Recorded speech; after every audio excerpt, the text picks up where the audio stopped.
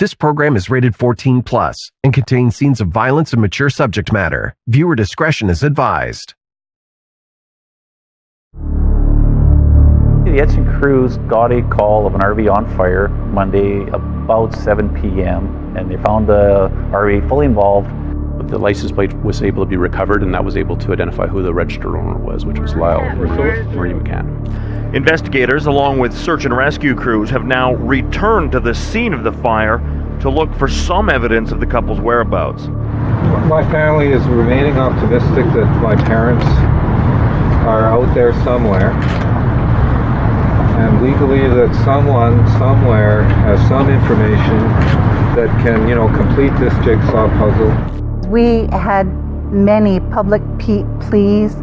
Well, there's just hundreds and hundreds of tips. We were, speaking to anyone that could possibly be, involved in property crime or drugs, because those are often the motives. The RCMP is cautioning the public and everyone out there to not approach him, as he could pose a threat to your security. Until now, RCMP believed Travis Vader knew something about the disappearance of Lyle and Marie McCann. Now they believe he did something. We have been devastated for 2 months, and it's enough. And if he knows something, he needs to help us bring Grandpa and Grandma home. We can't keep doing this anymore. Welcome to Crime Beat. I'm Anthony Robart. In July 2010, Lyle and Marie McCann set out from Alberta on a road trip to British Columbia. But the retired couple never made it. When they failed to show up, their family grew frantic. And 2 days after the couple left, their motorhome was found burned to a shell. But the mystery was only beginning. Here now is Jamie Dahl with Road of No Return. You could often find them on a long open road embarking on another adventure. Lyle and Marie McCann, both in their late 70s, were seasoned road trippers. Lyle was a retired long-haul truck driver. He felt right at home on the highway. On July 3rd, 2010, the couple left St. Albert, Alberta, and set off on a summer adventure to British Columbia. We had saw them the day Friday before they left and had dinner with them. Mom and I went garage sailing and back to their place. Mom and I loaded the motorhome and off they went the next morning. Lined up in front of your computer. It's where they found joy, outside their RV, in nature, soaking up the splendor of their golden years. How are you? They were the classic snowbirds. They love traveling and driving like thousands of miles.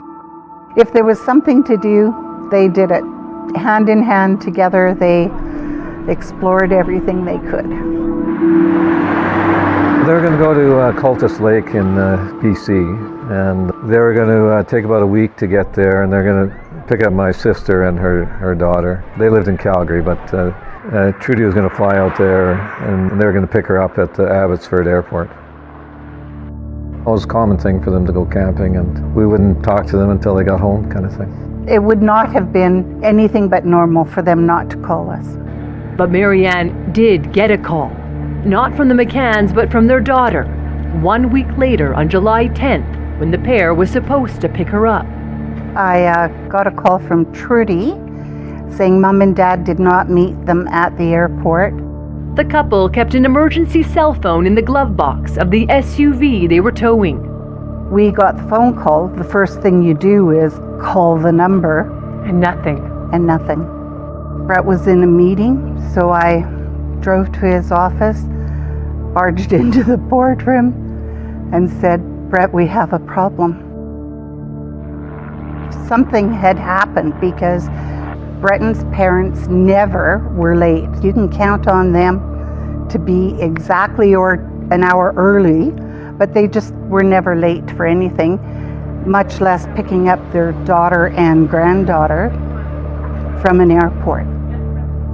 When Lyle and Marie didn't arrive, their family immediately filed a missing persons report with RCMP. I don't recall, assuming the worst. Something happened with their motorhome or something, or they're stuck somewhere. There was some problem. It would come out and everything would be okay.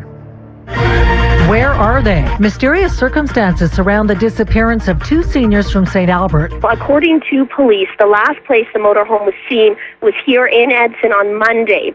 We know you're out there, you may be hurt, but we're looking as hard as we can for you. Days before the family reported the couple missing, a discovery had been made 2 hours from the McCann's home. The Edson crews got a call of an RV on fire Monday about 7 p.m. and they responded out to it, found the RV fully involved. Police in Alberta have now connected a burned out motorhome that was discovered a week ago to an elderly couple that hasn't been heard from in 10 days. They were planning a trip to BC and now their family is asking for the public's help in finding them. Global Edmonton's Aaron Chalmers is in St. Albert at the last place the couple was seen. Aaron? Kevin, I'm standing outside the home of Lyle and Marie McCann. The couple left here Saturday, July 3rd, heading for Abbotsford, BC. On Monday, 2 days after the McCanns left St. Albert, their motorhome was found engulfed in flames near a campsite outside of Edson. But the couple was nowhere to be found, and the green Hyundai SUV they were towing was also missing. Edson is only about 200 kilometers from the McCann's home in St. Albert, and 869 kilometers from their final destination of Cultus Lake. We found out that the RV had been involved in a fire on July 5th, 2010. The license plate was able to be recovered, and that was able to identify who the registered owner was, which was Lyle and Marie McCann. At the time when it initially came to our attention, it was, should we say, simply a burned vehicle. But now with the circumstances, we're treating it as very serious. There was no evidence of any people being anywhere near the RV. There was no smell of burning humans. And we just have this vehicle. They search the overall area. They do neighborhood inquiries, do inquiries in the campground.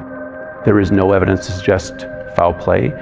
They found the burned out motorhome, but RCMP said they find this all the time, so they didn't think anything of it. I believe it took some time for them to even go back to the home of the McCanns. It was over the summer holidays, so I think there were these assumptions that people just weren't home. The RCMP knocked on their door about that motorhome, but nobody ever contacted us, and they didn't actually put together that my parents were missing, that there was an issue, until my sister contacted them. It felt from the beginning that something was amiss. The fact that that motorhome was found burnt out, that it was registered to Lyle and Marie McCann, that there was a knock at the door, but then no further follow through. That's certainly a concern of ours. We're looking at how it was found, how it was reported, how it was investigated. We were able to, get clear video evidence of them gassing up their RV before their road trip in St. Albert at the Superstore gas station. Credit card records helped RCMP track the July 3rd footage down. The couple also purchased some groceries. My dad's a truck driver. They gassed up in St. Albert and they would have been just blown through the mountains by, the end of the first day. So it doesn't make any sense. These were the most loving, decent people. So something couldn't happen to them, couldn't possibly.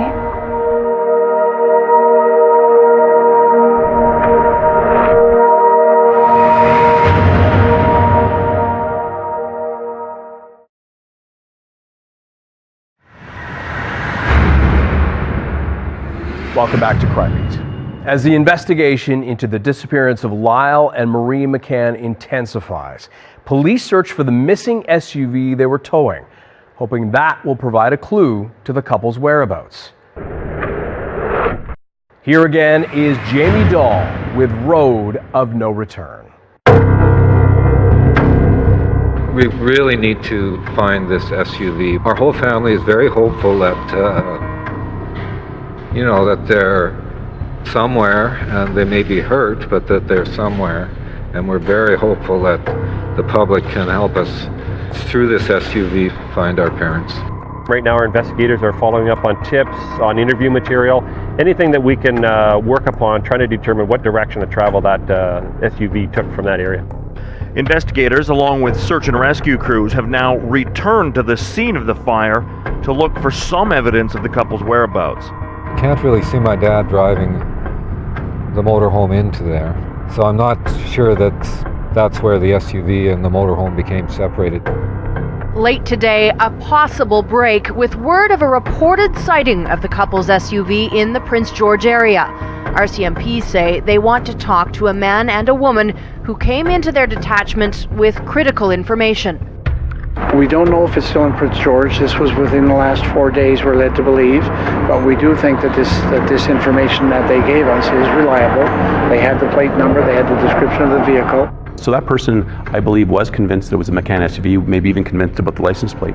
But I can tell you that based on the investigation, there is no evidence to suggest that that SUV went to Prince George. So ultimately, was that tip a red herring? Yes, it was absolutely a red herring, and one that generated a fair bit of work. We had many public pleas, help us find our parents and everything, that people phoned in and tips came in. Well, there's just hundreds and hundreds of tips. I created a page on Facebook, help us find Lyle and Maria. It's a mystery, you know, and I think people want to help us to solve it, to get beyond the nightmare. Look at the determination and the spirit of this little beauty. We've got four, we're challenging one another to see which one is going to be dominant. So it's got free rein in the yard. I give all four equal chance.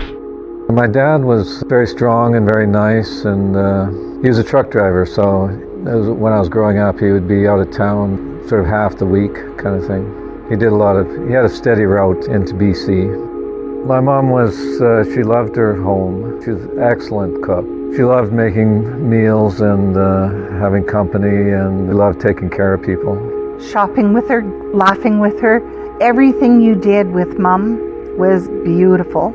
Dad was one of Brett's best friends, a total guidance. They both guided both Brett and I throughout our married life. They're almost married 60 years. They loved each other very much. I remember, they always called each other darling. Lyle and Marie McCann built their lives in St. Albert, moving to the community 44 years ago and raising their 3 children. I'm the oldest. I'm the baby. It was absolutely a huge story. It was a story that quickly gained national attention because of that relatability. It could be your grandparents or parents. And that attention was also on the RCMP from the beginning and how they were handling the case. The McCanns were last seen gassing up their motorhome on July 3rd. The burned-out vehicle was found in the bush 2 days later, but police admit they didn't properly follow up on the evidence. I think that a couple of mistakes have been made. The matter of the burned motorhome coming to light and being reported on the 5th, and the delay from there till the 10th. Well, I will say this, is that in any investigation, I've yet to see a perfect investigation. And so there's always going to be opportunities that with the benefit of hindsight, you're like, well, what could we have done this? Could we have done that? I just don't believe that there really was much to go on. On July 16th, 6 days after the missing persons report was filed, a break in the case. On a lonely back road west of Edmonton, police find the vehicle they've been looking for, a Hyundai SUV belonging to Lyle and Marie McCann, an elderly couple who disappeared on their way to the Lower Mainland. It was found near Carrot Lake, about 200 kilometers from the McCann's home, and now police fear the worst. We suspect foul play. Everybody can draw their own conclusions. This is completely out of character for someone not to have contacted, in this case, their daughter, and not to have arrived on time. I guess the best way to answer to that is we assume the worst and hope for the best.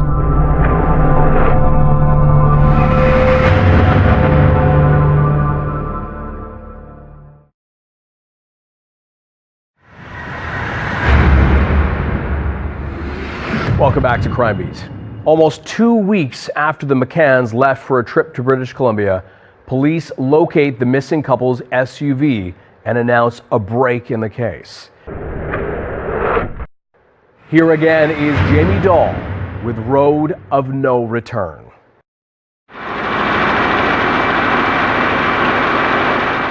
RCMP said they got tips from the public who claimed to have seen a man driving the McCann's SUV in the Edson area. They publicly announced him as a person of interest. Good evening. We begin tonight with two major breakthroughs in the disappearance of Lyle and Marie McCann. RCMP have a person of interest in the case of the missing St. Albert seniors. 38-year-old Travis Edward Vader is a known drug user with outstanding warrants. And late today, police announced the couple's SUV has been located west of Edmonton.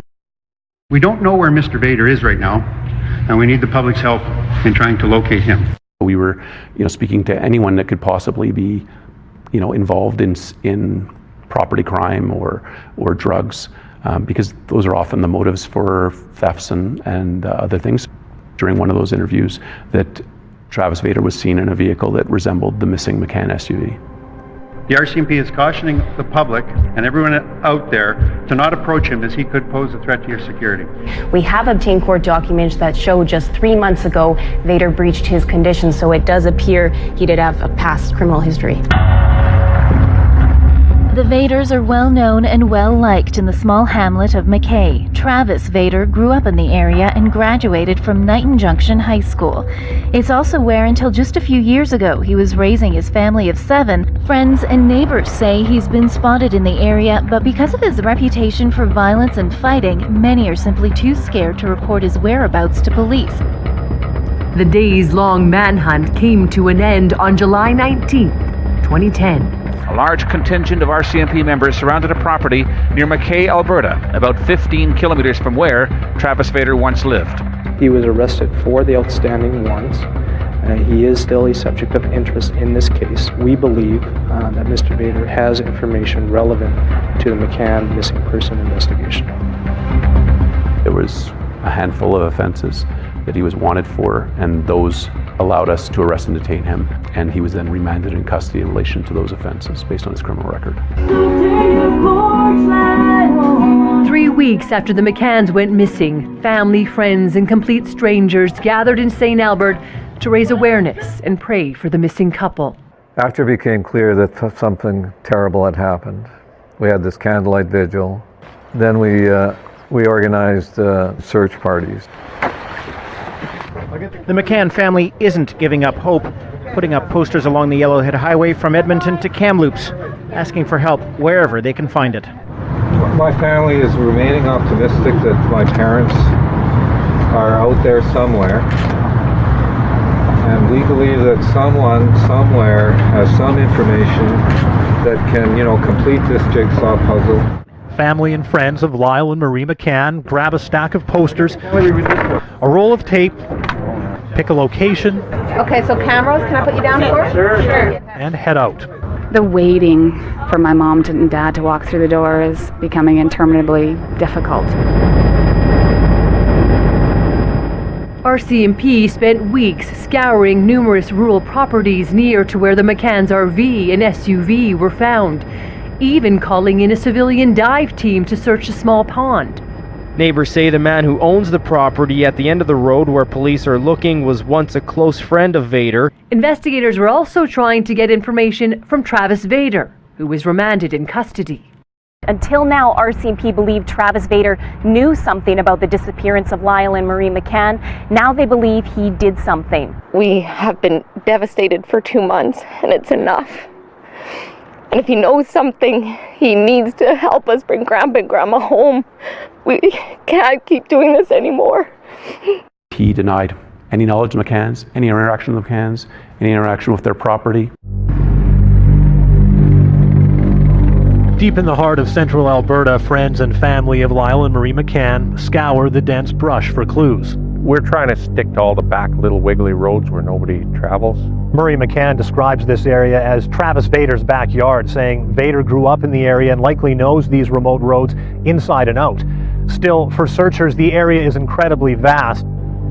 I covered numerous searches during that time. You're out there and it is deep boreal forest. It is acreages, spotty properties, mostly gated, many of which have no trespassing signs.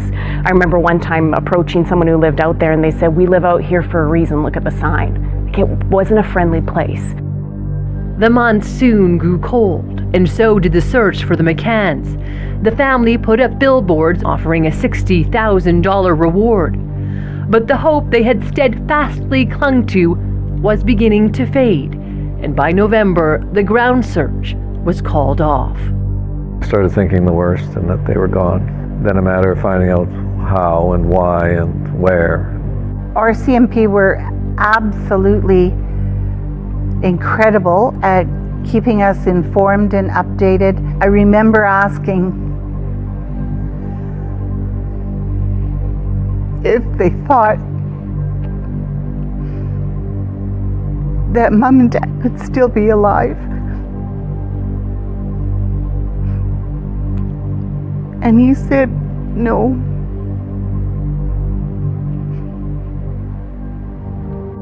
Just over a year after they disappeared, a court issued an order declaring the McCanns deceased.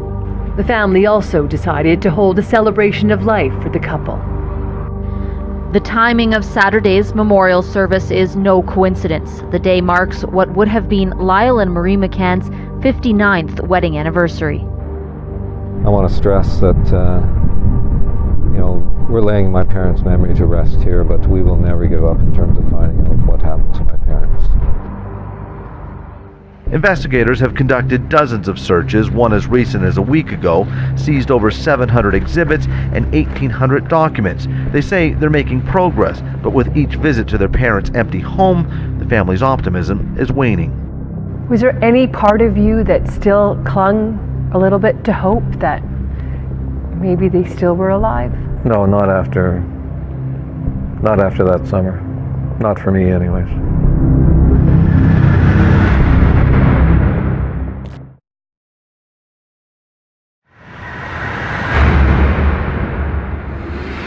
Welcome back.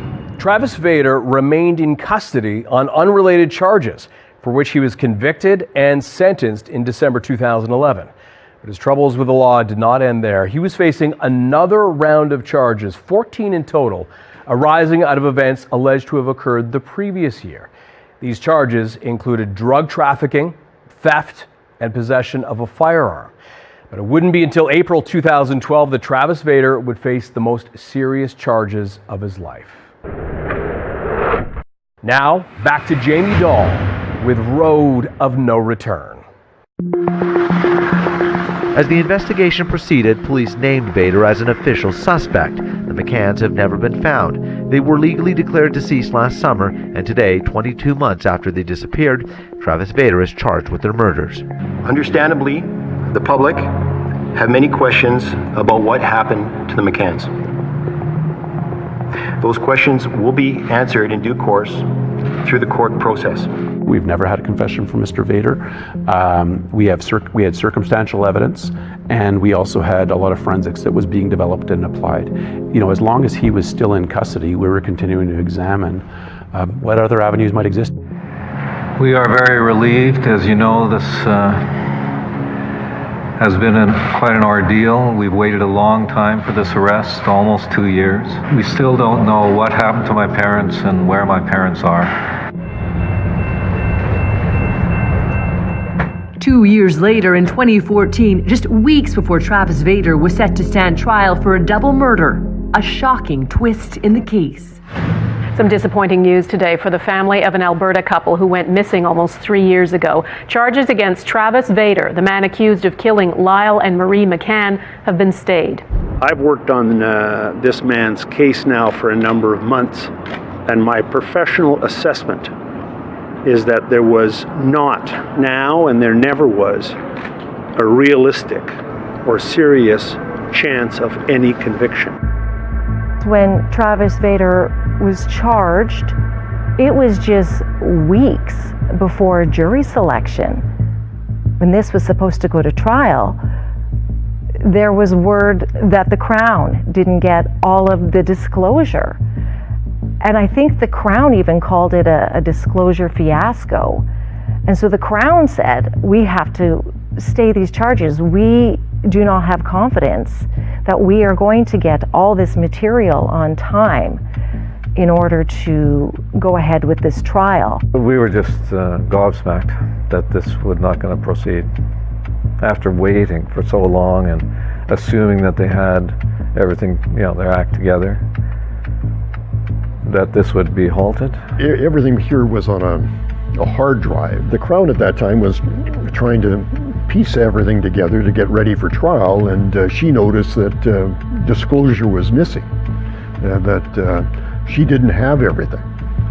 And so she contacted the main investigator, and he then very quickly went through it and confirmed that they were missing this disclosure. And this would have been with trial quickly approaching. It wasn't that the RCMP was withholding evidence from the Crown. There were cases when we went back to audit disclosure where information was not stored in a manner that made it easy for the investigators to locate it and disclose it to the Crown. They didn't do it deliberately. It was just such an overwhelming case. If they don't resume charges within 1 year, he can't be charged again with that. And as each month goes by, you think he's closer to freedom. In October, all other charges against Vader, including the firearm and theft charge, were ultimately stayed. And for the first time in 4 years, he was released from custody. You still maintain your innocence, Travis? Of course. Now it's like, okay, we've got 1 year in order to recommence this prosecution, and we need to do everything that's humanly possible to allow the evidence to be properly assessed by the Crown. And we were able to put together a new disclosure package with the same core evidence, plus new information coming in. We have to disclose that as well. Just weeks before Christmas of that year, the first-degree murder charges against Travis Vader were reinstated. And 6 years after the McCanns went missing, the case was finally set to be heard in court. You can imagine, because we've been sitting there for years waiting for something to happen here, for Vader to be held accountable. The Crown says it could call over 100 witnesses and will prove Vader's DNA was located throughout the McCann's SUV and on a beer can found nearby. The defense alleges the RCMP had tunnel vision, making Vader their top suspect, painting him as a villain. It argues there's no proof the McCanns are actually dead, and says it will call into question forensic evidence and name other suspects. This time, the trial was judge alone. There was no jury, and it was a long trial. And just seeing Vader in the courtroom, and his attitude, I can't forget that either. Vader made faces at us and sneered at us and was nonchalant, horrible, intimidating. It was a technical trial.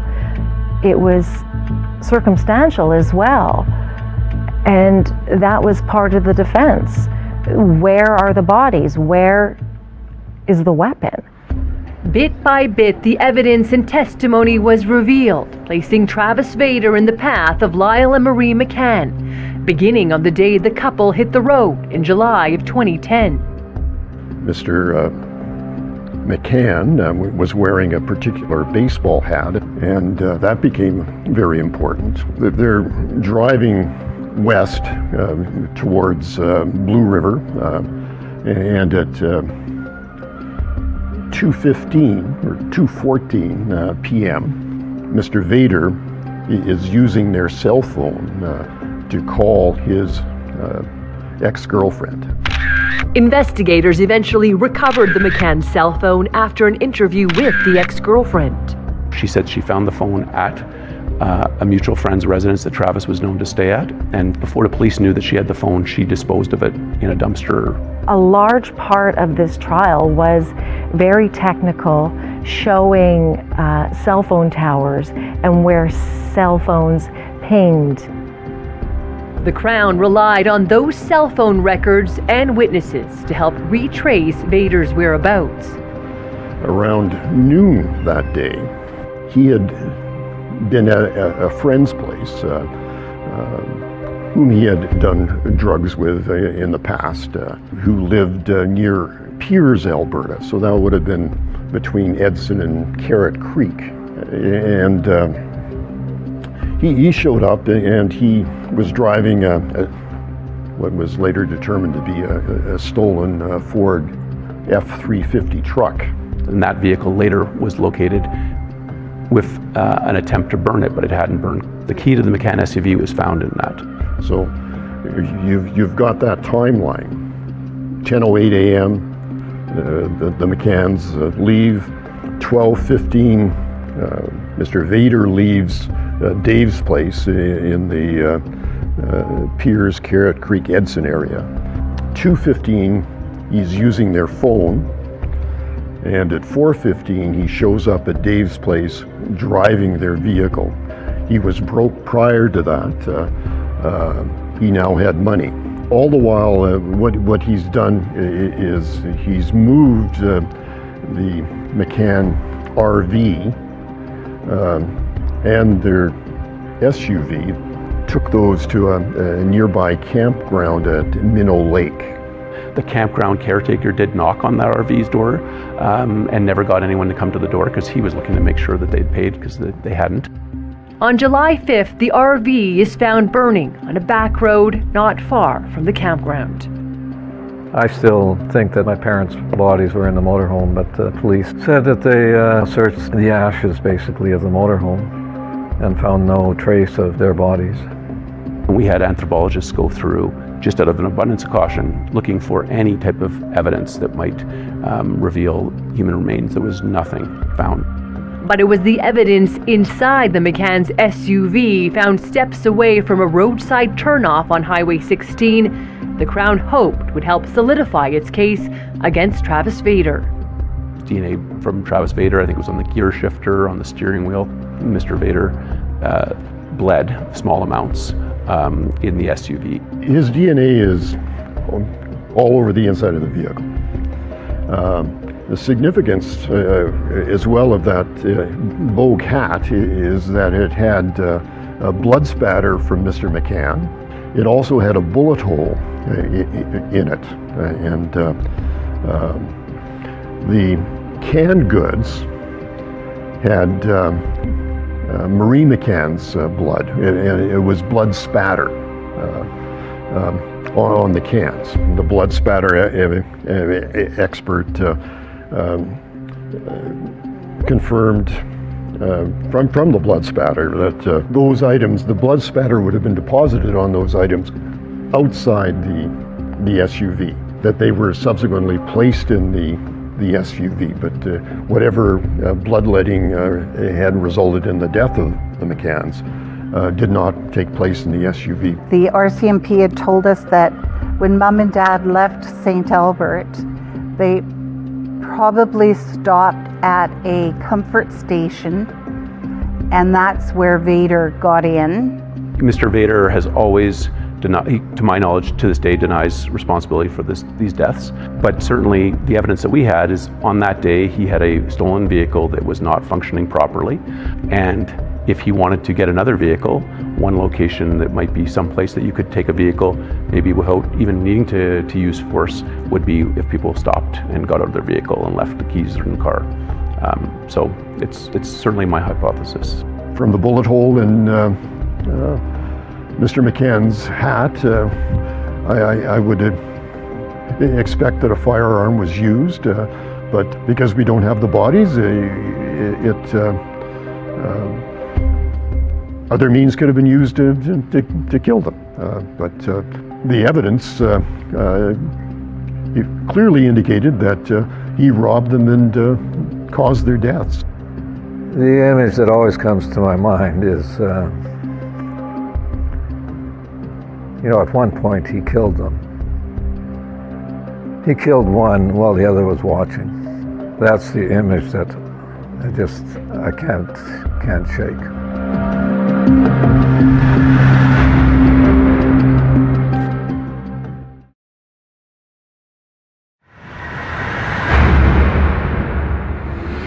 Welcome back. After nearly 6 years, the McCanns will finally see if justice will be served. As the man accused of killing their parents, Travis Vader, will learn his fate. And for the first time, the public will see it live, with cameras broadcasting the court's decision. Here now is Jamie Dahl with a conclusion of Road of No Return.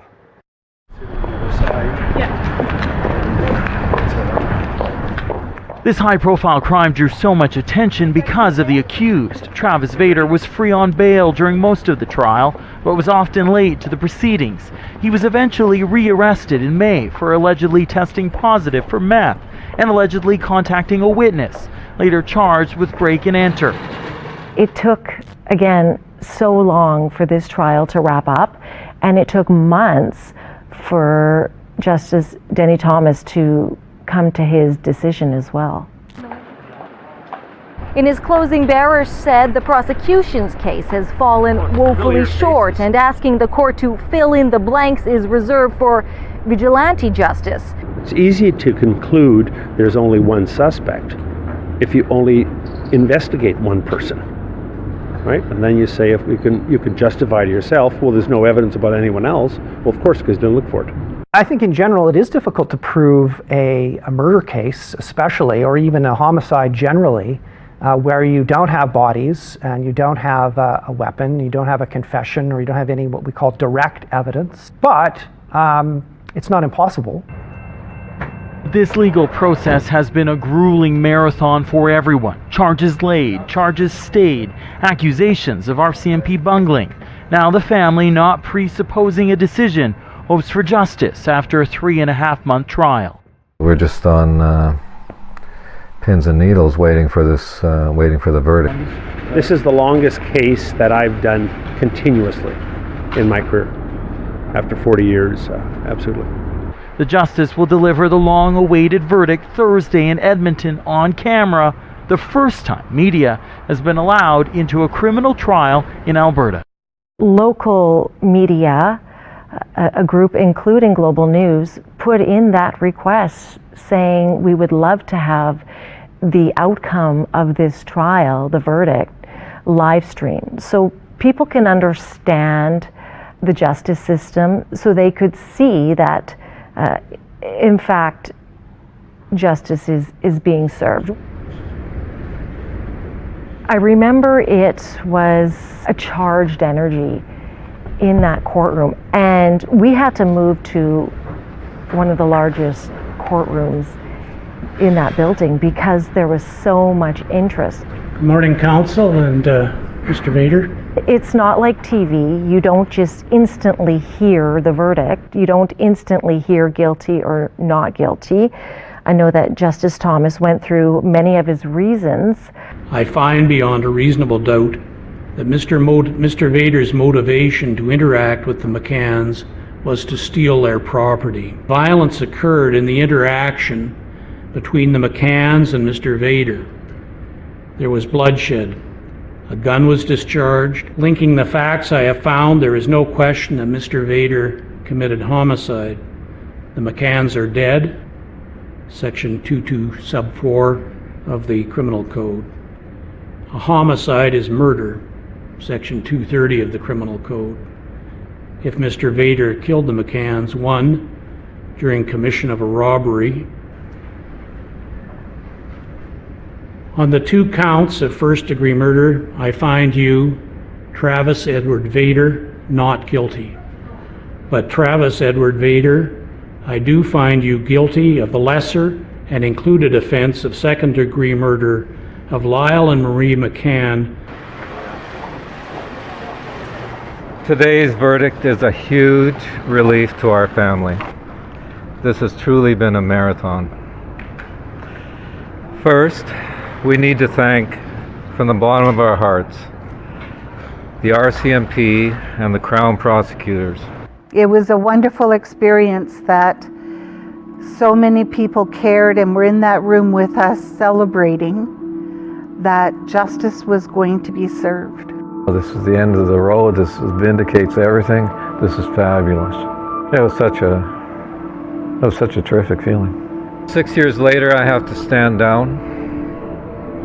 I'm sorry, Mom and Dad, I can do no more. I hope that someday, somehow, you will be found. I take joy in the legacy that you have left behind in your children, your grandchildren, your great-grandchildren. Our memory of you will last forever. Thank you. Almost immediately, legal experts were tweeting out saying, "This is wrong." This section 230 of the Criminal Code no longer exists. Within seconds or at most minutes, it became very clear that he was convicting Mr. Vader on the basis of a defunct law, a dead letter law. Legal experts say it's possible a mistrial will be declared, but it's also possible the justice could change his ruling. Based on his pre-existing findings, based on the evidence as he evaluated it in his written decision, he could convict Mr. Vader of manslaughter. We want to review the decision. There will be an appeal based upon what we think are errors in the judgment. I think about a month later, Justice Thomas revised his verdict to manslaughter, but retained the life sentence, which to me was a good outcome. The judge in the Travis Vader murder trial admitted he made an error, one he attempted to fix today. Justice Thomas made the correction, and even though Vader was hoping for a new trial altogether, instead he was convicted of manslaughter. 1 week was set aside for sentencing arguments before Vader would learn his fate. Justice Denny Thomas handed down his sentence to Travis Vader. Vader stood in court today maintaining he is innocent and said he will continue to fight until he clears his name. After 40 years of practice, I must say this is one of those few cases which haunts me and remains a mystery. We thought it was a just sentence, an appropriate sentence. Vader must serve 7 years before he is eligible to apply for parole. As Vader repeated his words of innocence, Brett McCann demanded again for Vader to tell him where the bodies of his parents are. Travis Vader, where are the bodies of my parents? He shows no remorse for what he has done. I want Vader to know that our family is at this and any future hearings, and we will demand to know where he put the bodies of my parents. 2 headstones bearing the names of Lyle and Marie McCann rest in a St. Albert cemetery, but the plots remain empty. It's important to be able to bury my parents. And bigger, it lets us know what happened. And as time goes by, I don't lose that need to know. A bill named after the McCanns is currently before the House of Commons. It proposes stronger penalties for convicted killers if they refuse to disclose the location of their victims' remains. When people have been proven to have credible information on the location of those remains who are refusing to provide that, in my opinion, they're committing another crime against the family by withholding that information. And so it's so important that families get that closure. There's no way they deserve this. I hope they remember them. McCann's Law would plant their name in eternity. You think, how can anybody do this to such a loving, caring couple? I am totally grateful that I had them in my life. I'm totally grateful that they gave me Breton to love for this long.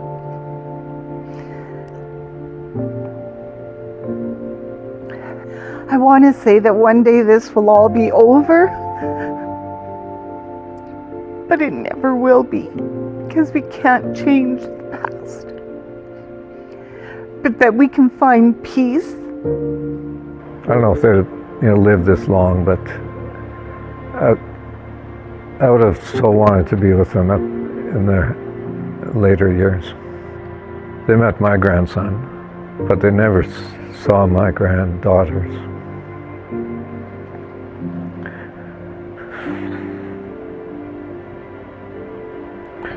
That would have been so nice. A statue of 2 loons stands not far from the McCann's old home, preserving the memory of the adored couple. Travis Vader has already been denied parole once. The McCanns vow to be present at every future hearing. Thank you for joining us tonight on Crime Beat. I'm Anthony Robart. Want more episodes of Crime Beat? Listen to the Crime Beat podcast now for free on Apple Podcasts, Spotify, or wherever you find your favorite podcast. And for past episodes of Crime Beat, go to the Global TV app, visit globaltv.com, or check out our Crime Beat YouTube page.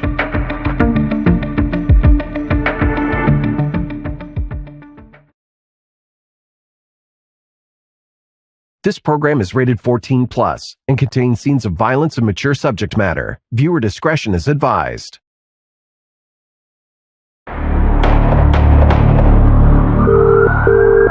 Emergency to require police, fire, or ambulance. I had three gunshots. Can you make some work, please? Okay, sir. Listen, we're going to get help started for you right away. We still don't know at this point if there is one suspect, multiple suspects. This was a drive-by shooting, so everything happened very fast. We are 4 hours after the murder happened. We have video. We have a suspect vehicle. They were at a loss as to why Jermaine would be targeted. He worked at a restaurant. He had a son, but there was nothing that would indicate that he would be the target of a homicide or a shooting. I had set up the press conference for 5 o'clock, but I'm purposely going slow because I am waiting anxiously for that 5th surveillance team to get put in place. Welcome to Crime Beat. I'm Anthony Robart.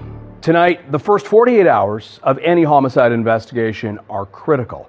So in 2018, when the city of Toronto experiences a surge of murders, detectives are pushed to the brink to make those hours count, especially on one summer day when a bold and reckless act of violence leaves one man dead and another on the run. Here now is Catherine McDonald with 4 little words.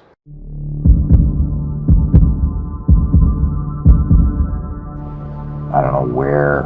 August 22nd, 2018 was a Wednesday, much like many other Wednesdays, working on other cases. Team 4 was on call, number 1, which meant the next homicide in the city of Toronto was going to be ours.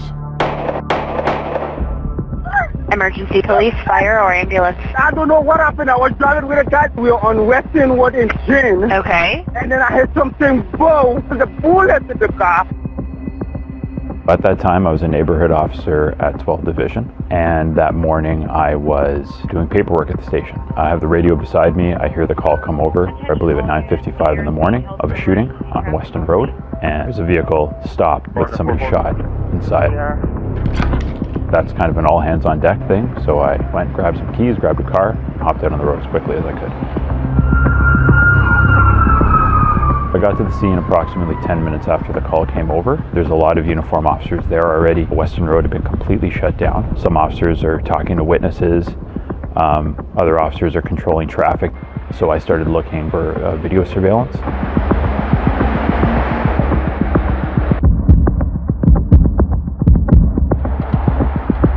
At 10:10 a.m., I received a call that there was a shooting in 12th Division.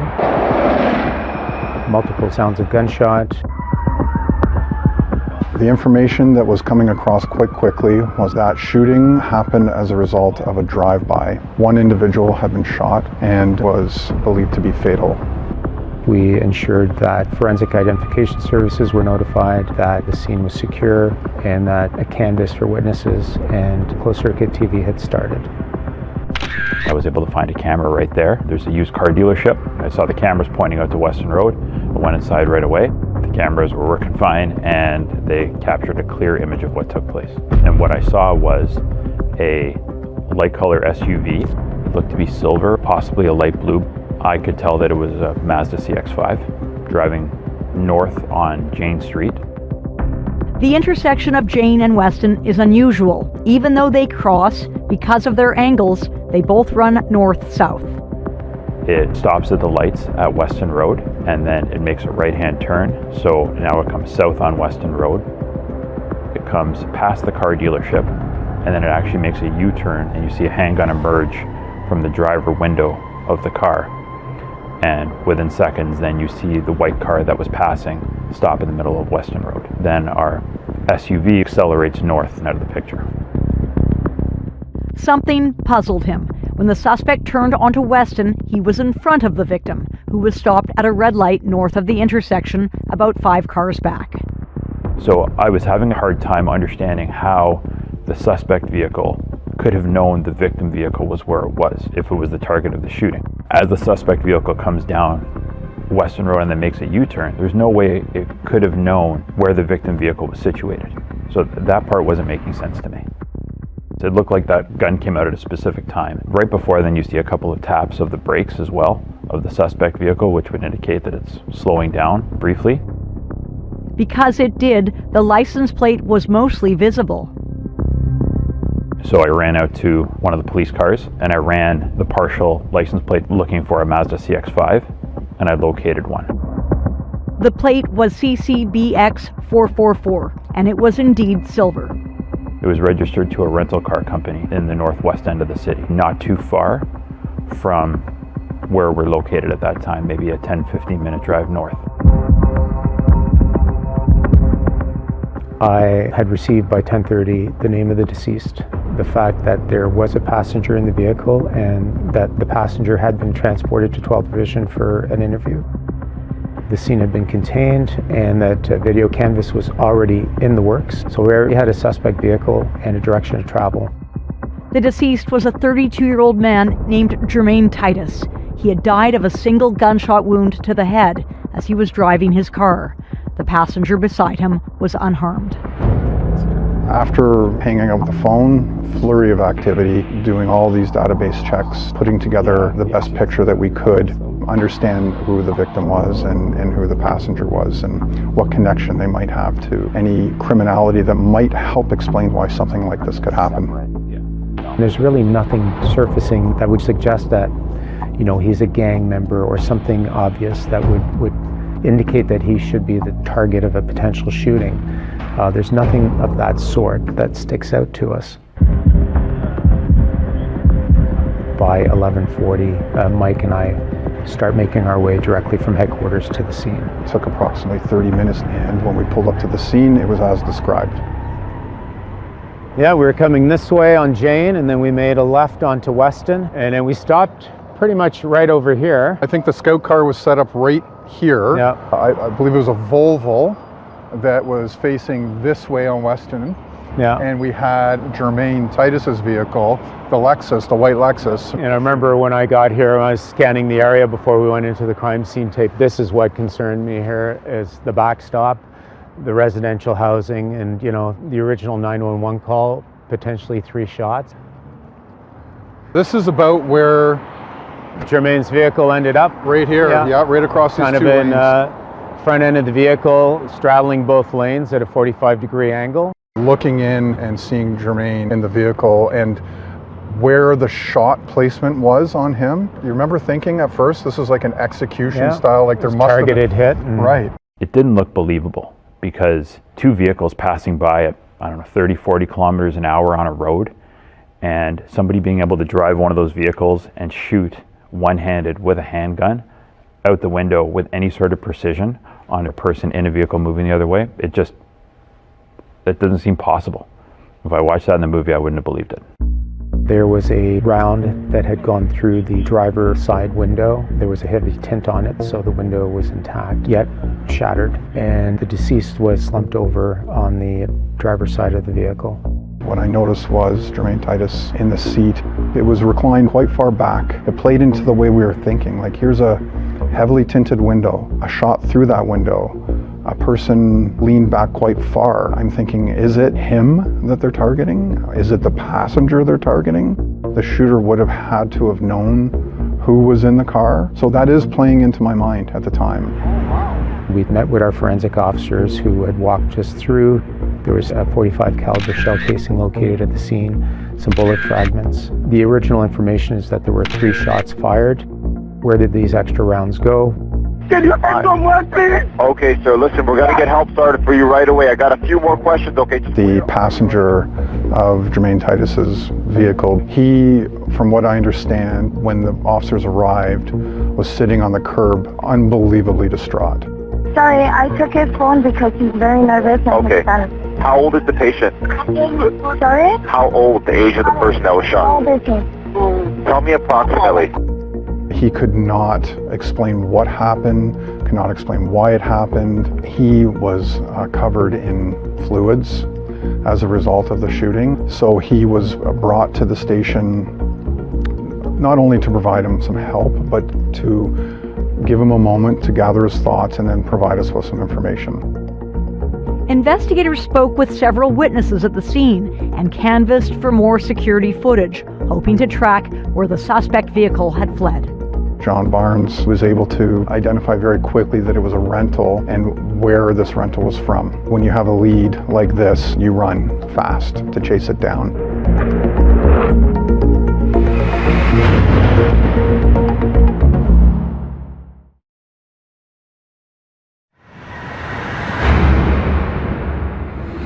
Welcome back. 32-year-old Jermaine Titus was shot while driving in the morning rush hour by someone in a passing car. In less than an hour, police have identified the suspect's vehicle and are racing to find the killer. Here again is Catherine McDonald with 4 little words.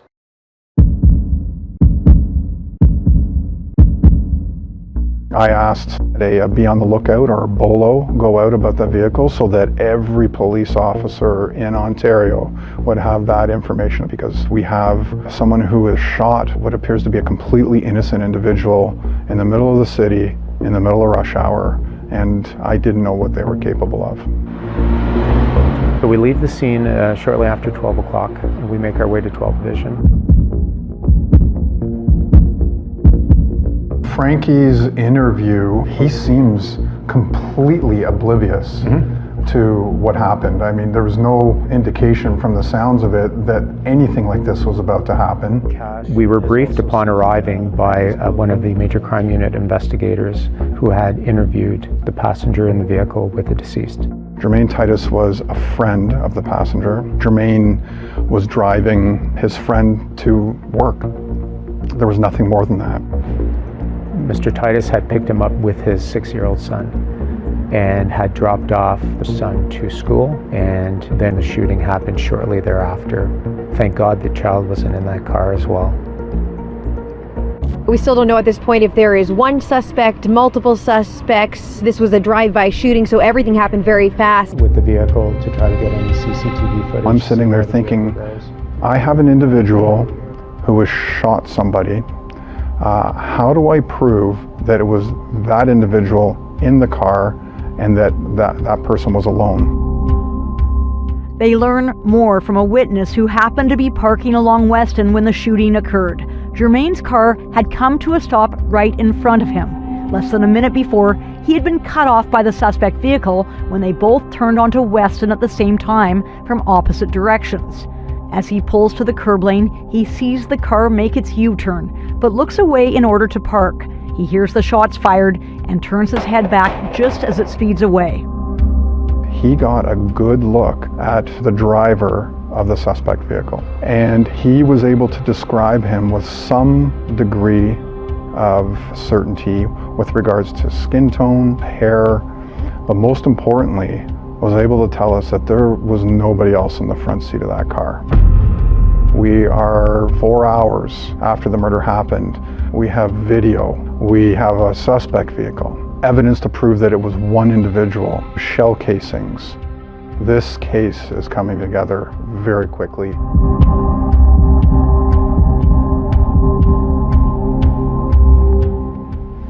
Detective Sergeant Patterson. Not long after, another revelation. It's the guy from the rental agency. Rental car company was extremely cooperative. Buddy, there's video. Awesome. There's video and there's a contract. Okay. By 2:20 that afternoon, we find out that the car had been rented out on August 18th, 2022. So 3-4 days prior, the car had been rented by a woman. But the person who had rented the car was not the one who paid for the vehicle. It was an independent third-party woman as well. And when the CCTV footage is reviewed, we've got a male and a female at the counter renting the vehicle. The male is on the video, carrying a distinctive satchel across his body. Having been doing this for quite some time, I've been involved in a number of shootings and homicides where individuals are known to carry guns within these type of messenger bag satchels. So that was obviously a key thing for me. Staff had identified the female as the individual who filled out the contract and rented the vehicle. The male at that point in time is unknown to us. Officers began background checks on the women and uncover a connection between the renter and a man named Shamoy Palmer. And it turns out Shamoy has a criminal record with quite a bit of violence on it. And as we're hearing this, you start thinking, okay, is this a gang shooting? Is this an individual who was out in conflict with another gang member? But nothing that we could find on Jermaine Titus indicated that. So the why, still in the air. We didn't know. One of the field investigators pulls a mugshot of Palmer. And he was able to determine that the individual that was with the renter, the time of the vehicle being picked up, was Shamoy Palmer. We had a possible suspect. Perfect. I'll send you an email right now and I'll send you all his particulars. So we start researching where Shamoy might be. What addresses is he associated to? The female who had rented the car was living in the east end of the city. I started organizing surveillance teams now to go to the address in the east end of the city. We started doing the same thing at multiple other areas. We identified that the person who had paid for the rental car was a woman by the name of Egypt Morgan. The investigative team had traced that credit card to an address that was 450 meters from the crime scene. Investigators go to that apartment building and speak to the superintendent, who gives them access to the security footage. The officer identified Egypt coming and going. He was able to back up and see her leaving just shortly before the murder. And just prior to the homicide, they observed Shamoy Palmer wearing the same satchel, on the phone, running down the lobby, exiting the front lobby doors. Exterior cameras caught him as he crossed the parking lot, racing out seconds later in the silver Mazda, making his way onto Jane Street northbound. He's seen in the lobby at approximately 9:52, 9:53 a.m. The shooting, the first 911 calls at 9:55, so the time frame is very short. So now I am hyper-focused on 55 Emmett. I have video evidence of who I believe to be Shamoy Palmer at that address, but I don't have any surveillance officers at this point to sit on that address. As we're finding this out, we get a call from our same investigative team. They receive a call from the rental car company and the car had just been returned. And we're 5 p.m., 5:30 p.m. in the evening. So an hour and a half before an individual had dropped off the CX-5, I sent the detective back there. He called me, said, yep, the vehicle's here. And sure enough, on video, there is an individual dropping off the CX-5 and using his elbow to close the driver door. Taking efforts to not leave fingerprints is the theory. The detective is able to clearly identify that it's Shamoy Palmer. The video shows him exiting the parking lot onto the roadway, and now we've got a new area to start canvassing along to see if we can get last direction of travel and see if anyone had picked him up or if he'd gone into a cab or public transit. I get a phone call a short time later from a very excited detective who says they have located a shell casing that is lodged on the windshield. Now we're looking for Shamoy Palmer. We have overwhelming evidence at this point to suggest he is the individual that pulled the trigger.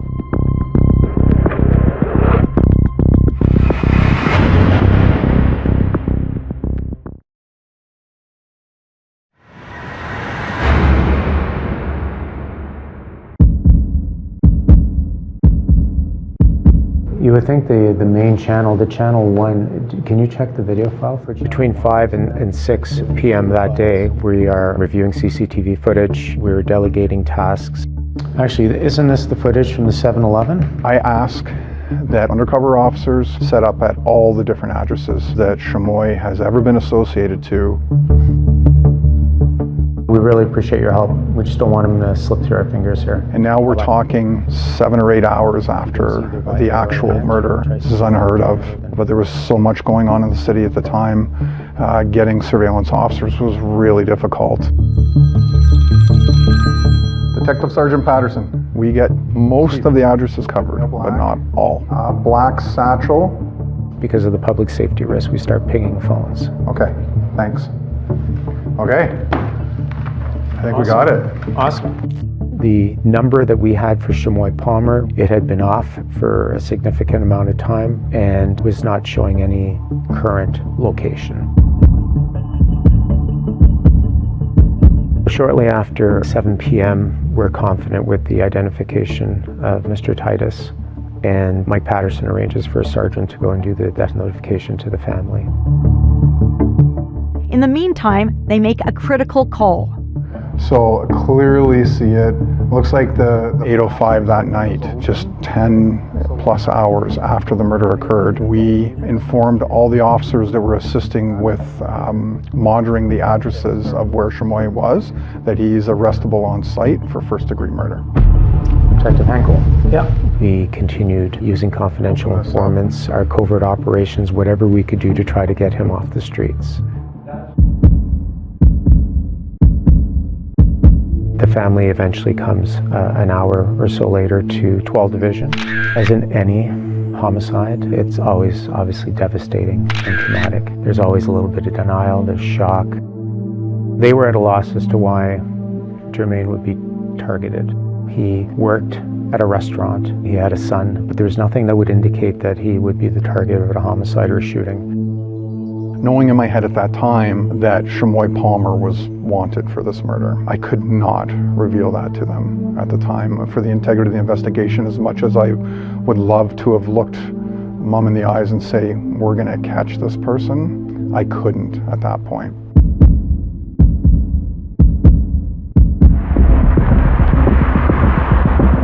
As the manhunt continued, the address they were most interested in was the one where Egypt Morgan lived.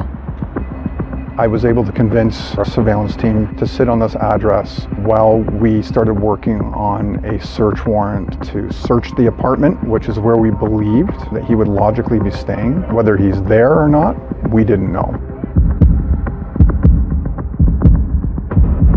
We wrapped up our day around midnight and got, I think, 3 or 4 hours of sleep, and then we resumed the following day back at 12th Division.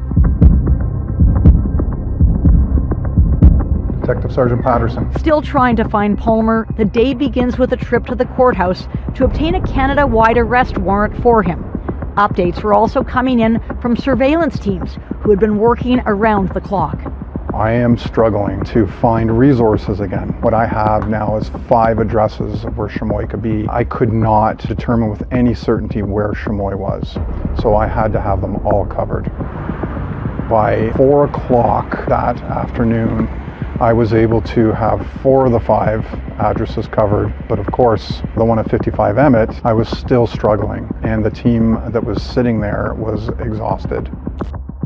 Believing Palmer was still in the city, they began thinking of ways to flush him out. From experience, we know that most people that commit crimes, they watch the news. So they plan a live news conference. Minutes before it starts, Mike secures a team to cover Egypt Morgan's apartment, but they need time to get there. I had set up the press conference for 5 o'clock. So I'm walking the media through the investigation. I'm making a plea for more witnesses, dash cams, anything that the community is willing to come forward with, but I'm purposely going slow. We're appealing to the public to assist in tracing the final 24 hours of Mr. Titus's life, because I am waiting anxiously for that 5th surveillance team to get put in place. And I have my phone on the podium and I see the message come. At about 20 after 5, I picked up the foam board of Chamoy Palmer's face and I put it on that easel, and I said something along the lines of, we have identified an individual responsible. He is now wanted for first-degree murder, And this is a reminder to those that may be harboring Mr. Palmer that you will also be investigated and you will be charged for accessory after the fact to murder. Following the press conference, they reach out to surveillance teams, instructing them to start knocking on doors looking for Palmer. We also had tasked our surveillance unit, who was sitting at the address on Emmett Avenue, to go and do the door knocking to arrest him on site if he was there. So those were instructions. I guess the tactic of the news conference had worked, because at 5:43, so just a few minutes later, I get a very excited phone call from a detective at 12 Division who has Shamoy Palmer under arrest. They never got a chance to get to the door. They observed Mr. Palmer exiting the lobby doors, getting into an Uber. Gets jammed up in Toronto traffic. The surveillance team is desperately trying to get to him. They end up boxing the vehicle in and arresting Shamoy Palmer in the back of the Uber. He had the satchel, some of the clothing he had been seen with earlier in the day, and a couple of cell phones, but no weapon at that time. He was transported to 12 Division. I had instructed the surveillance resources at the Emmett address to secure the apartment pending a search warrant. I made sure to call Jermaine Titus's mother a few minutes before I did the media stand-up. Mr. Titus leaves behind his loving family and a 4-year-old son to let her know that I was going to be presenting an update. The pleasure of calling her afterwards and telling her that he was under arrest was something that you can't describe as an investigator. He wasn't interested in speaking with us. He said he had bigger concerns to deal with. I would disagree. When you're being charged with first-degree murder and your life is hanging in the wind, but didn't seem fazed. He said we'll be speaking with each other for a number of years, and wanted to go back to his cell. The following day, they search Egypt Morgan's apartment. It had quite a large living space and a red leather sectional couch and a massive TV on the wall. I can remember thinking, I wonder if my theory is correct. Is it the media that flushed out Shamoy Palmer? So I picked up the remote and turned on the TV, and sure enough, what was last seen was local media. Moments into the search, there was a particular officer that was looking at the cushions, pulling the cushions up, and then he got down on his hands and knees, and he looked under the couch, and he turns to me and he goes, "Sir, I think we got a gun." It was a .45 caliber Parrott 1911 with a flashlight and a laser sight mounted to it. I mean, there's no good reason to own this. It's illegal to own it in the first place, but my hopes were that this was the murder weapon. Following the search warrant, Egypt Morgan was taken into custody on August 28th, and a number of firearm charges were laid. Then our investigation continues. We start working on getting the cell phones extracted, and within a week, we're on to our next homicide. As the work of building the case against Shamoy Palmer begins, the big question remains. We did ask him if he knew who Jermaine Titus was. He said he didn't know who that person was. So we know who we believe did it, but we don't know the motive for it and why. That doesn't come into play till about August of 2019.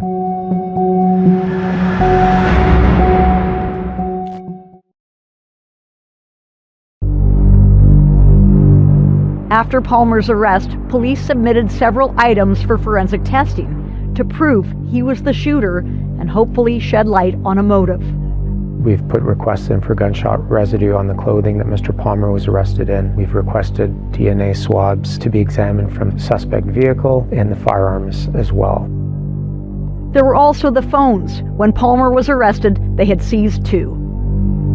Hey guys, Palmer's phone extraction's back. The day of the murder, the morning of. So in June 2019, the first thing I did was go to the phone log pre-murder, and there's a text exchange between Trapp, which we determined to be Palmer, and RB's was determined to be Egypt Morgan. And it starts at 9:48 with baby, and he responds at the same time, yo. She says, Skino is in 7-Eleven right now behind me. He responds, okay. Minutes later, she adds, he's waiting at the 35 going over the bridge. She repeats that message at 9:54 because there's no response, I'm assuming. She adds, blue sleeves. And there is a bit of a gap in time. She repeats blue sleeves at 9:55. And then finally, be careful. So when you look at the last text message at 9:57, be careful, well, the shooting has already taken place. After reading that text exchange, it dawned on me that Jermaine was never the intended target. We know Jermaine was not at the 7-Eleven. He wasn't in the area yet. So this Skino is the person who was the intended target.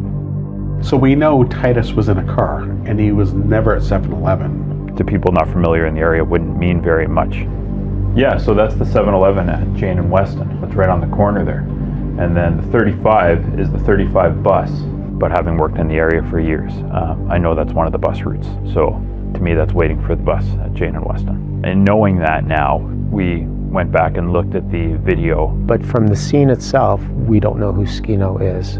We don't see anyone with blue sleeves. So that leads me to reach out to our covert operations, and we are successful in identifying an individual who uses that street name, has a history with the police, drug convictions, possible gang affiliations. We're leading up now to the preliminary hearing and want to get him to court somehow. So we draft a subpoena up. As they try to locate Skino, phone records reveal even more about Palmer's activities that day and Egypt Morgan's involvement.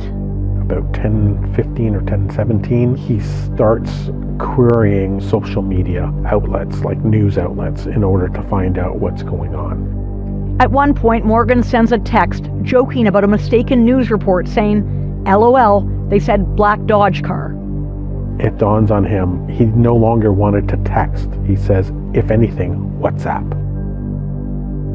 On that WhatsApp exchange, he tells her, I returned the rental. And she responds, good, hot.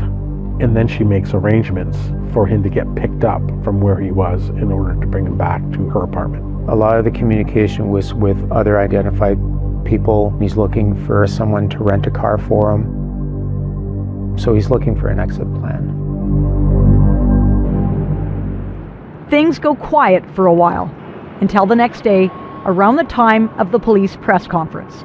At 5:06, Palmer misses a voice call, but then a text exchange happens, and Morgan says, baby, tell me what I need to do, please. My heart, right now, my sister's crib is always free for me. He responds, okay. She said, we can go, the door is open. He asks where. She provides him an address. Then she orders an Uber, tells him, go down the flight of stairs, and that's when the Uber comes.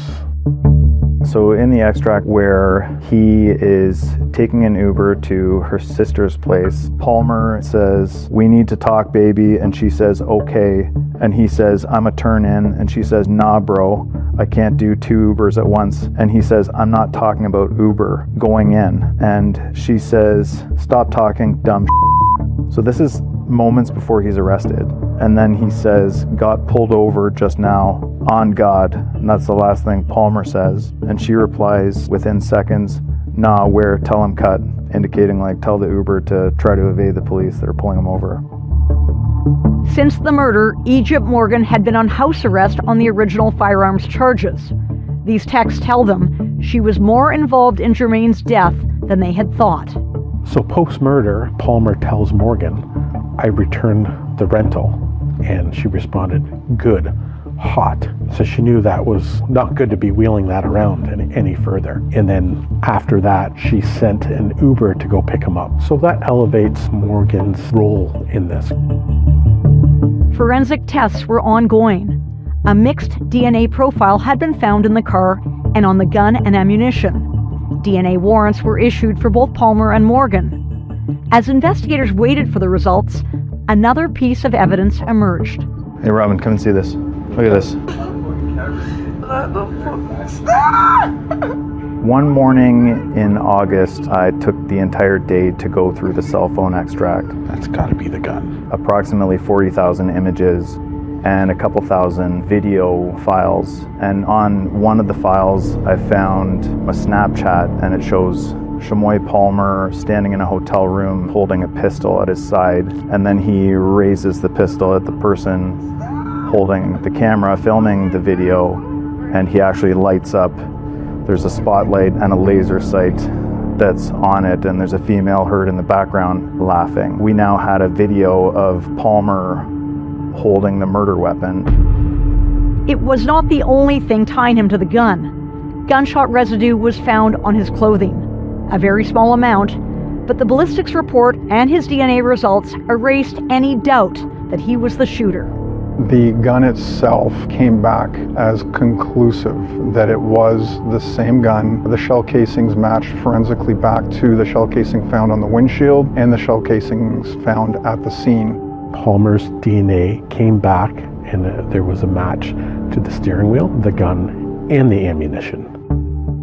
As they waited on Morgan's DNA results, investigators met with Crown attorneys to go over what they did have. After reviewing all of the extraction reports and the cell phone information, she was rearrested because of her telling Palmer about the whereabouts of Skino and providing him assistance with trying to get away the day that he was arrested. On September 16, 2019, Egypt Morgan was taken into custody and charged with conspiracy to commit an indictable offense, accessory after the fact to murder, and failure to comply with the conditions of house arrest. The very next day, on the 17th, is when we get the DNA report back with her DNA on the firearm, the magazine, and the ammunition. We then consulted with Crown attorneys, and after a discussion with them, we decided to upgrade the charges to first-degree murder. Even though they knew Skino was the intended target, they still didn't understand why Jermaine was the one Palmer shot at. We are now coming close to the preliminary hearing, which is scheduled for October of 2019. And while we were prepping one of the witnesses who was at the scene, we actually put the CCTV footage of the shooting and where this witness was up on a 60-inch screen TV. The Crown and I look at each other because in high definition on the screen, we see an individual running between two houses with blue sleeves.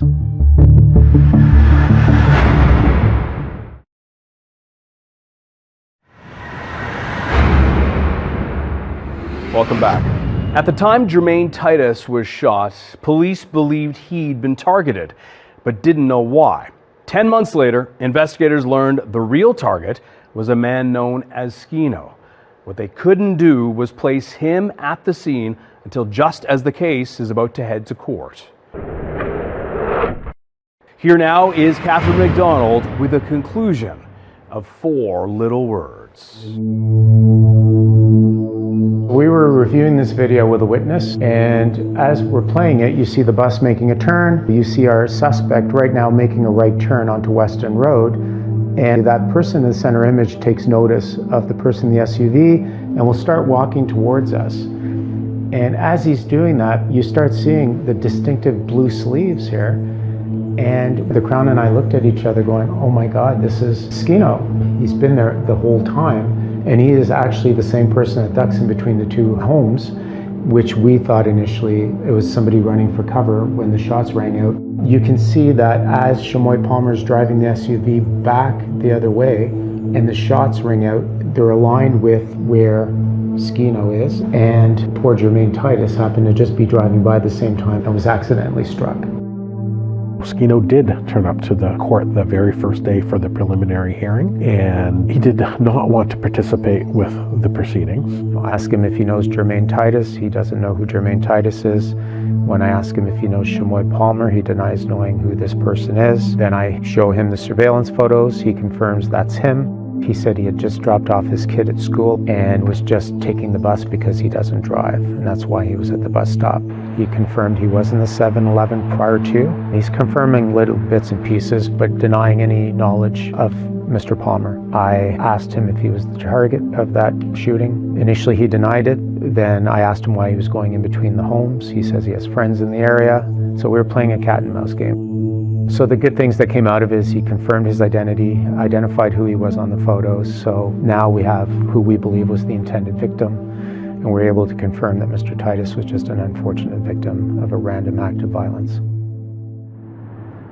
The trial for Shamoy Palmer and Egypt Morgan began in September 2022. In her opening address, the Crown Prosecutor told the jury that Shamoy Palmer was the gunman and that his girlfriend, Egypt Morgan, sent him a text message just before the shooting, putting the plan in motion. Egypt Morgan, at the time of the murder, was 18 years old, just living life, going to work every day, really just a regular girl. No connections with police, no indications that she would have any affiliations to any criminality. At the trial, the Crowns were able to establish that Egypt Morgan knew that Palmer was looking for Skino, that Palmer had access to his gun, and that some harm would befall Skino. Once the Crown rested their case, the defense lawyer for Egypt Morgan decided to put his client on the stand. Egypt Morgan testified that she and Palmer never had the intent together to cause bodily harm or cause death to anyone. Morgan admitted Palmer had asked her to let him know if she ever saw Skino, though she didn't know why. She said later that day Palmer told her he wanted to switch things up to find a cheaper rental car. She told the jury she was unaware Shamoy Palmer had discharged a firearm. She only realized what had happened the following day when she saw Palmer's face on TV while she was out getting her hair done. She was downplaying their relationship and how much he had meant to her, that she had put the whole thing past her and didn't really care too much for him any longer. So in November 2022, the trial was still going on. They were working on closing arguments. I received an email to contact somebody from corrections. It came to light that Egypt Morgan was sending Shamoy Palmer letters in jail in spite of their court order not to communicate. Some of the writings were about her own testimony. Cell searches were done and almost a dozen letters were seized, but they were not immediately introduced at court. We can't determine 100% that it's from Morgan. Further investigation needed to be done. So everyone was fine to let that investigation happen naturally, and they would continue on with the closings, the verdict, address that as a side issue. On December 1st, the jury found Shamoy Palmer guilty of first-degree murder. That's an automatic 25-year sentence with no eligibility of parole until after 25. Jermaine Titus's family was present every single day for that trial. It's a long journey. It's bittersweet.